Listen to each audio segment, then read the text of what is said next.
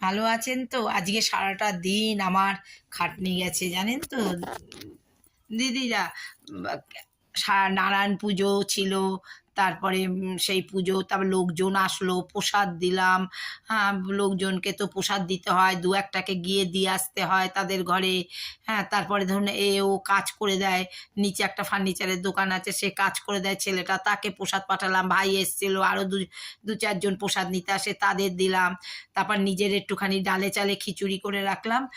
ওই আলু সেদ্ধ, উচ্ছে সেদ্ধ, আমলকি দিয়ে সেদ্ধ করে করে রাখলাম। রাত্রিবেলা খেয়ে দিয়ে এই কিছুক্ষণ পরেই শুয়ে পড়বো, কারণ সারাটা দিন তাড়না তাড়না তাড়না। একটা পুজো আচ্ছা ঘরে থাকলে খাটনি কম বলুন?